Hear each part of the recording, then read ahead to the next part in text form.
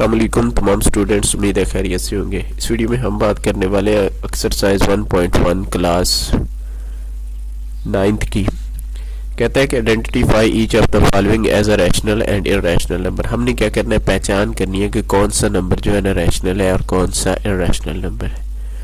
तो सबसे पहले देखिए जो हमारे पास क्वेश्चन आ रहा है 2.353535, ये रैशनल नंबर। अब इसकी वजह क्या है, रैशनल नंबर क्यों है? देखिए अगर आपके पास कोई नंबर ऐसा है ना जो एक तो वो जो है ना पॉइंट के बाद यानी डेसिमल के बाद अगर आप उसके नंबर्स काउंट कर सकते हैं, जैसे यहाँ पे 353535 है यानी 6 डिजिट्स आ रहे, एक तो इस वजह से है।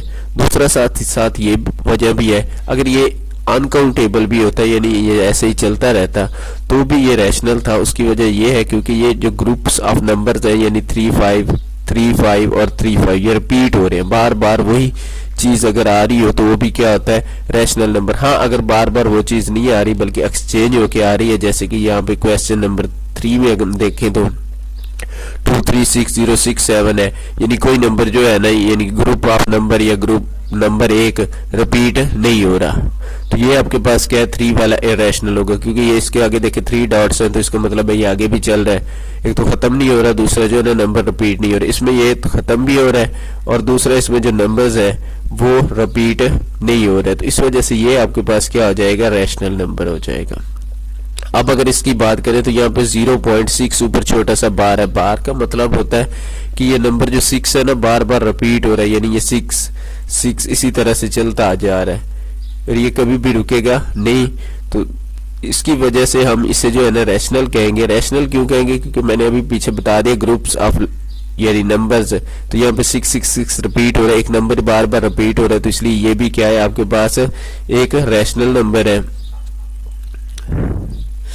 नेक्स्ट अगर हम बात करें, ये तो हम पहले ही कह चुके हैं कि इररेशनल है, तो इधर जो यहाँ पे मैं इररेशनल लिख देता हूँ। अब देखिए 7 अंडर रूट है, 7 एक प्राइम नंबर है। जितने भी प्राइम नंबर्स होते हैं अगर हम उनका अंडर रूट लेते हैं तो हमेशा जो है ना इररेशनल आते हैं। आपको पता है प्राइम नंबर वो नंबर होते हैं जो खुद पे और अपने टेबल पे, यानी 7 है तो 7 खुद के टेबल में और 1 के टेबल में आएगा, इसके अलावा ये किसी और टेबल में नहीं आता, यानी किसी और पहाड़े में नहीं आ रहा। तो इस वजह से जो है ना ये क्या है, इररेशनल है। और इररेशनल होने प्राइम और इररेशनल है।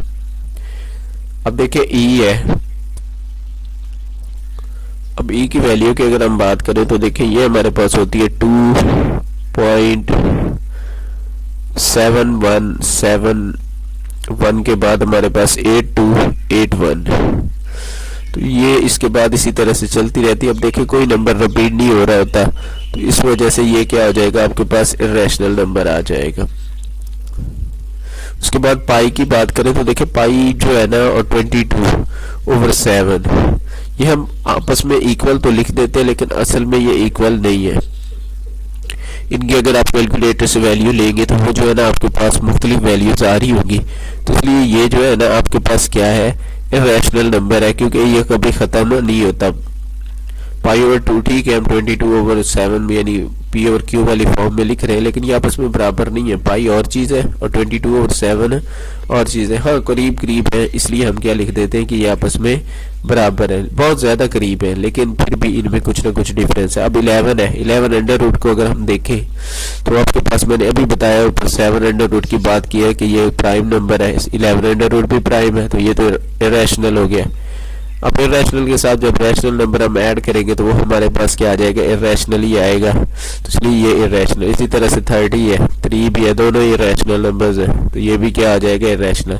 ये 15/4 है, तो ये आपके पास क्या है, रैशनल नंबर है।